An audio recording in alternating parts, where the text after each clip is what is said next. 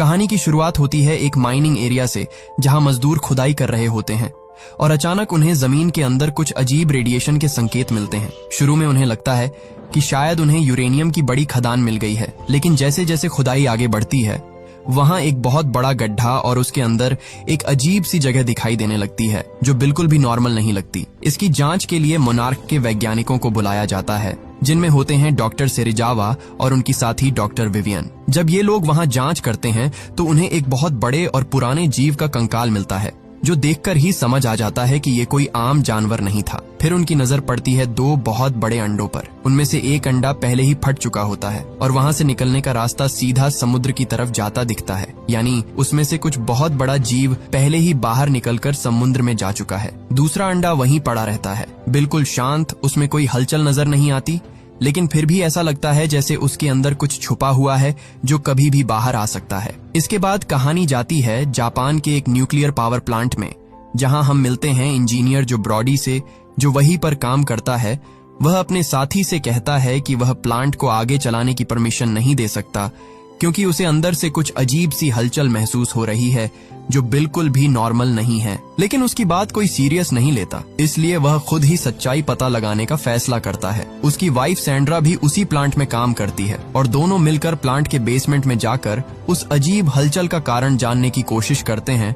उन्हें बिल्कुल भी अंदाजा नहीं होता कि उनके साथ आगे क्या होने वाला है। तभी अचानक प्लांट के अंदर बहुत तेज हलचल शुरू हो जाती है, जैसे कोई भूकंप आ गया हो। चारों तरफ कंपन बढ़ने लगता है और सब कुछ कंट्रोल से बाहर जाने लगता है, जो तुरंत अपनी वाइफ से संपर्क करने की कोशिश करता है और उसे कहता है कि जितनी जल्दी हो सके वहां से बाहर निकलो, क्योंकि अगर बेसमेंट में जमा रेडिएशन बाहर आ गया तो पूरा शहर तबाह हो सकता है। रेडिएशन लगातार बढ़ रहा होता है, इसीलिए जो खुद भागकर बेसमेंट के एंट्री गेट तक पहुंचता है और सैंड्रा का इंतजार करने लगता है। अंदर उसकी वाइफ और बाकी लोग बाहर निकलने की पूरी कोशिश कर रहे होते हैं, लेकिन रेडिएशन इतनी तेजी से फैल रहा होता है कि हालात और भी खराब हो जाते हैं। आखिर एक ऐसा वक्त आता है जब जो के पास कोई और रास्ता नहीं बचता। अगर वह गेट खुला रखता है तो रेडिएशन बाहर निकलकर पूरे शहर को बर्बाद कर देगा। मजबूरी में वह भारी दिल से गेट बंद कर देता है, जबकि उसकी वाइफ और बाकी लोग उसी के अंदर रह जाते हैं। कुछ ही पलों में पूरा प्लांट तबाह हो जाता है। ये सब कुछ उनका छोटा बेटा फोर्ड अपने स्कूल से देख रहा होता है। उसके सामने उसकी माँ की मौत हो जाती है और उसी दिन से वह अपने पिता को इसका जिम्मेदार मानने लगता है, क्योंकि उसे लगता है कि अगर उसके पिता प्लांट को बंद नहीं करते तो शायद उसकी माँ वह मारी नहीं जाती। इसके बाद कहानी 15 साल आगे बढ़ती है।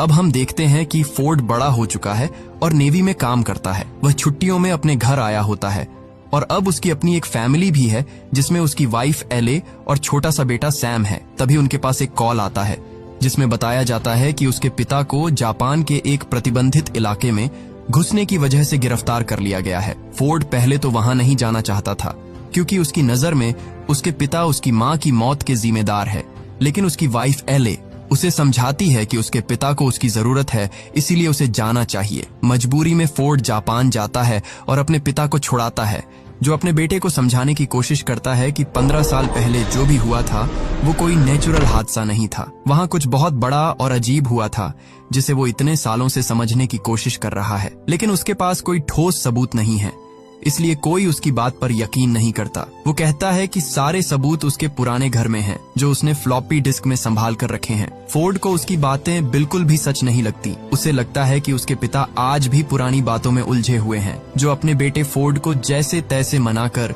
उसी पुराने इलाके में जाता है जहां वो 15 साल पहले रहा करते थे। उस इलाके को आज पूरी तरह से प्रतिबंधित एरिया बनाया हुआ है, क्योंकि सबको लगता है कि वहां अभी भी खतरनाक रेडिएशन है और वहां कोई भी जीव सरवाइव नहीं कर सकता, इसलिए वहां जाना मना है। लेकिन वहां पहुंचकर जो और फोर्ड एक अजीब चीज नोटिस करते हैं, उस इलाके में जानवर बिल्कुल नॉर्मल घूम रहे होते हैं। इससे उसे समझ आता है कि अगर जानवर वहां जिंदा हैं तो इंसान भी सांस ले सकता है। वह अपना मास्क हटाता है और उसे पता चलता है कि वहां कोई रेडिएशन नहीं है, यानी सरकार अब तक लोगों को गलत जानकारी दे रही थी और वो दुनिया से कोई बहुत बड़ा राज छिपाना चाहती है। इसके बाद दोनों अपने पुराने घर पहुंचते हैं, जहां जो को अपनी वाइफ की पुरानी तस्वीरें मिलती है, साथ ही उसे अपनी वो सारी फ्लॉपी डिस्क भी मिल जाती हैं जिनमें उसने 15 साल पहले की रिसर्च सेव करके रखी थी। फोर्ड ये सब देखकर समझता है कि उसका पिता इतने सालों से अकेले ही इस रहस्य को सुलझाने की कोशिश कर रहा था और उसने इस दौरान दुनिया भर की रिसर्च और जानकारी इकट्ठा कर ली थी। फिर जो दूर से उसी पुराने प्लांट को देखता है जहां 15 साल पहले इतना भयानक हादसा हुआ था, और वो देखकर हैरान रह जाता है क्योंकि वहां लाइट जल रही होती है। इसका मतलब साफ है कि वहां अभी भी काम चल रहा है, जबकि सबको बताया गया था कि वो जगह पूरी तरह बंद है, वहां कोई जीव सरवाइव ही नहीं कर सकता।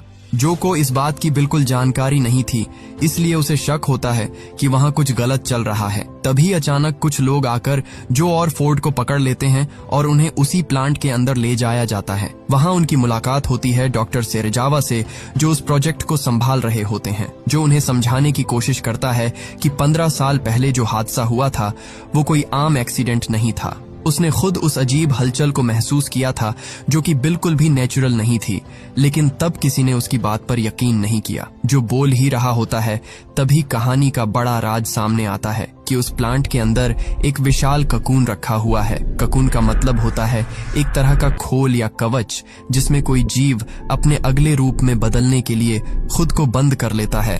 उस ककून के चारों तरफ भारी सुरक्षा और इलेक्ट्रिक बैरिकेड लगाए गए हैं। अचानक उस ककून के अंदर तेज हलचल शुरू हो जाती है, जो तुरंत समझ जाता है कि यही वही चीज है जिसकी वजह से 15 साल पहले तबाही हुई थी। हालात को कंट्रोल करने के लिए सेरेजावा उसमें और ज्यादा न्यूक्लियर एनर्जी देने का फैसला करते हैं ताकि उस हलचल को शांत किया जा सके, लेकिन होता इसका बिल्कुल उल्टा है। जैसे ही एनर्जी बढ़ाई जाती है, ककून के अंदर मौजूद जीव और ज्यादा ताकतवर हो जाता है और कुछ ही पलों में वो ककून को तोड़कर बाहर निकल आता है। बाहर आते ही वो तबाही मचाना शुरू कर देता है। वहां मौजूद सारी फोर्स उसे रोकने की कोशिश करती है, लेकिन वो एक एक करके सबको खत्म करने लगता है। चारों तरफ अफरा तफरी मच जाती है। लोग अपनी जान बचाने के लिए भागने लगते हैं, लेकिन कोई भी उसे रोक नहीं पाता। तभी पता चलता है कि वो एक म्यूटो है, यानी एक ऐसा खतरनाक प्राचीन जीव जो लाखों सालों से धरती के अंदर छुपा हुआ था, जो रेडिएशन यानी न्यूक्लियर एनर्जी को खाकर जिंदा रहता है। और जब उसे सेरेजावा ने उसे और ज्यादा न्यूक्लियर एनर्जी दी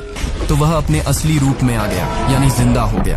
म्यूटो के बड़े बड़े पंख होते हैं, वो उड़कर वहां से निकल जाता है और पीछे सिर्फ तबाही छोड़ जाता है। ये पूरी घटना खबरों में आ जाती है, जिसे टीवी पर फोर्ड की वाइफ एले देखती है। ये सब देखकर वो बहुत डर जाती है क्योंकि उसे पता है कि फोर्ड भी उसी जगह पर मौजूद है। अब हम देखते हैं कि इस खबर की घटना नेवी तक पहुंच जाती है। नेवी तुरंत उस प्लांट पर पहुंचती है और डॉक्टर सेरेजावा से सवाल करती है कि आखिर यहाँ क्या हुआ, और अगर उन्हें पहले से पता था कि वहां कोई खतरनाक जीव मौजूद है तो उसे बाहर आने से क्यों नहीं रोका गया। सेरेजावा उन्हें बताते हैं कि उन्होंने उस जीव को जानबूझकर न्यूक्लियर एनर्जी से जिंदा रखा था क्योंकि वो उसी रेडिएशन से बना था। अगर उसे पूरी तरह खत्म करने की कोशिश की जाती तो हालात और भी ज्यादा खतरनाक हो सकते थे, क्योंकि वो जीव अकेला नहीं है, उसका और एक साथी है जो कि सालों पहले अंडे से बाहर निकलकर समुद्र में जा चुका है। सेरेजावा कहते हैं कि अब ये दूसरा जीव भी बाहर निकल चुका है, जल्द ही कुछ करना होगा, नहीं तो ये दोनों जीव मिलकर पूरी दुनिया में तबाही मचा देंगे। तभी नेवी का एक अफसर पूछता है कि क्या यहाँ कोई ऐसा इंसान है जो इस मामले को पहले से समझता हो, क्योंकि उन्हें एडमिरल के सामने पेश होना है और जवाब देना है। सेरेजावा जो की डेड बॉडी की तरफ इशारा करते हैं।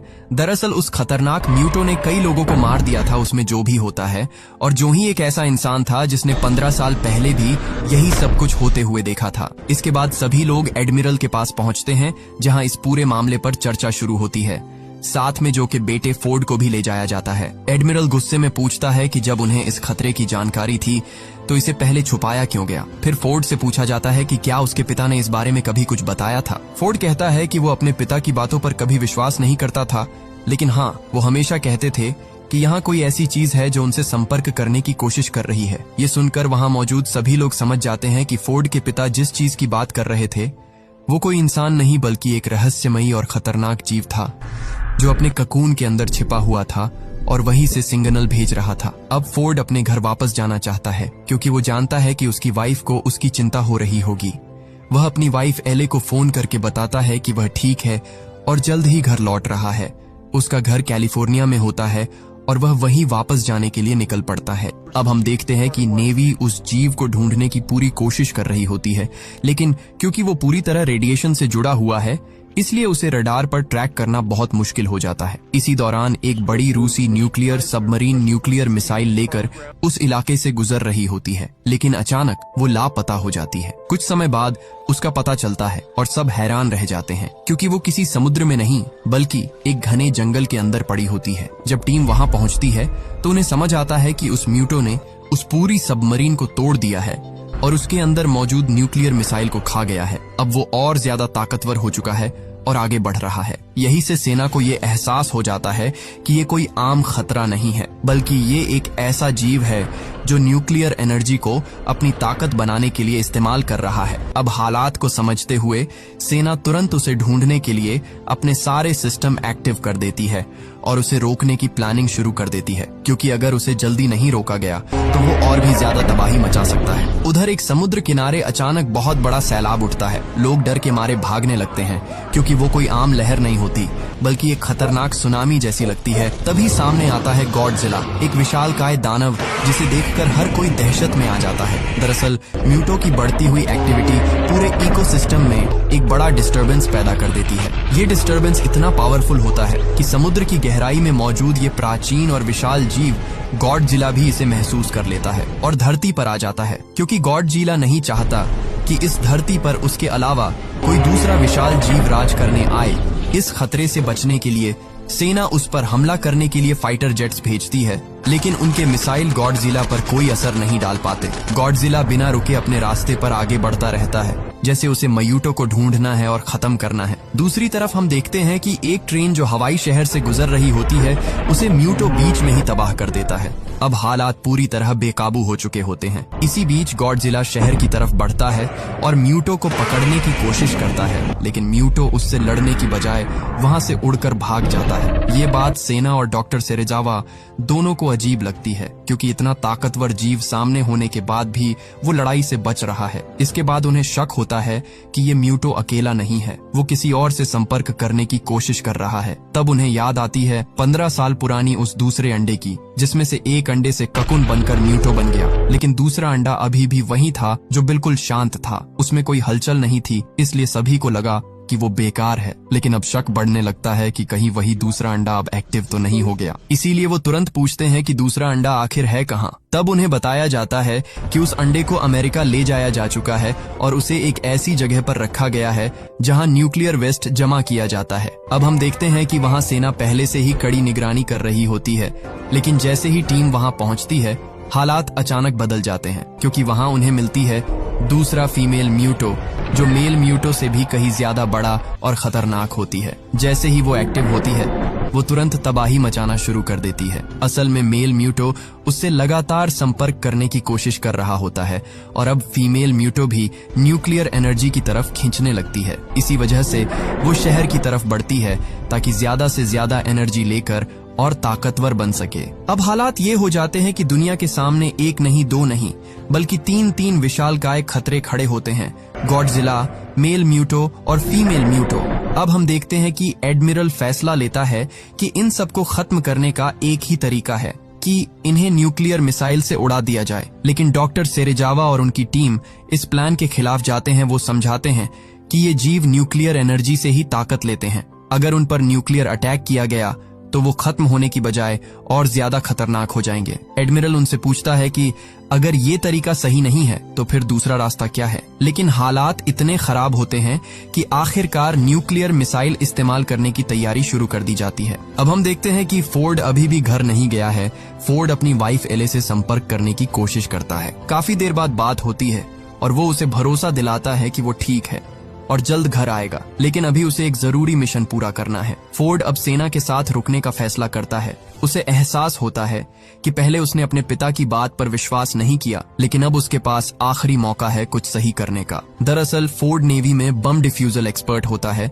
उसे मिसाइल और बम को संभालने की पूरी जानकारी होती है। सेना न्यूक्लियर मिसाइल को एक ट्रेन के जरिए ट्रांसफर करने की तैयारी करती है और फोर्ड भी उसी मिशन का हिस्सा बन जाता है। यहाँ एक और खतरनाक बात सामने आती है कि ये म्यूटो बिजली जैसी एनर्जी को कंट्रोल कर सकते हैं। जब भी ये हमला करते हैं तो पूरे शहर की बिजली एक झटके में बंद हो जाती है। इसी वजह से जब सेना उन पर हमला करने की कोशिश करती है तो कई बार उनकी अपनी ही टेक्नोलॉजी फेल हो जाती है और कई विमान क्रैश हो जाते हैं।